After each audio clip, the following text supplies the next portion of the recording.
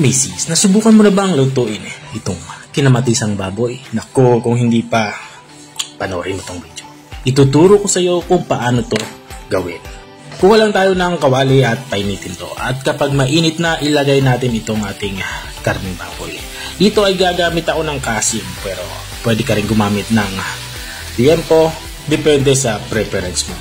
Ang gagawin lang natin dito sa ating karning baboy ay isisir lang natin dito hanggang sa lumabas yung sariling mantika nito, dahil nga hindi na tayo dito gagamit ng mantika. At kapag nagmantika na yung ating karning baboy, ay ilalagay na natin itong ating bawang. At susunod na din natin yung ating sibuyas.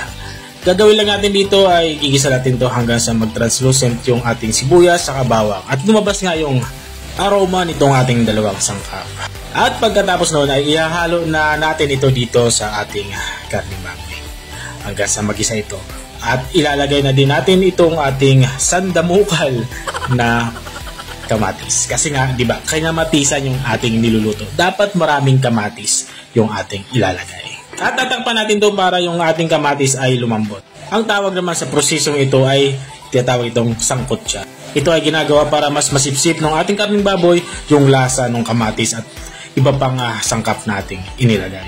At makaraan nga ng ilang minutong pagsasangkot siya, ay nakuha na natin yung texture na gusto natin sa kamatis. Kumbaga malambot na ito.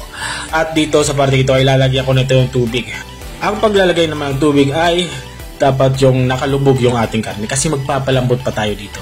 Maglalagay na din ako ng ating pork cube para may lasa na yung ating niluluto habang pinapalambot to. At sa unang kulo pa lang ay ilalagay ko na itong ating patatas. Matigas kasi itong patatas kaya sasabay na natin ito sa papalambot ng ating karne. At saka ko to tatakpan para tuluyan ng lumambot yung ating karneng baboy. Makalipas nga ng halos 35 minutes na pagpapalambot ay ito na. Binuksan ko na ito para tingnan kung malambot na nga yung ating karne. At kapag ganito na natutusok na siya ng tinidor ay ibig sabihin malambot nito. Dito magsisimula na ako magtimpla. Ilalagay ko nga dito yung ating patis. Pero kung wala naman kayong patis, pwede kayong gumamit ng rock salt or iodized salt. Walang problema yan. Bali 2 kutsara ng patis ang aking inilagay. Halo-haloin lang natin to para kumalat nga dito sa ating nilulutong kinamatisang baboy. At maglalagay na din ako ng ating durog na paminta.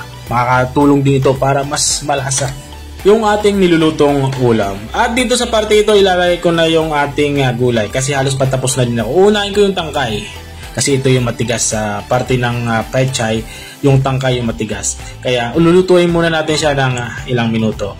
At makaraan nga ng ilang minutong pagpapakulo doon sa ating tangkay ng pechay, ilalagay ko na din yung dahon.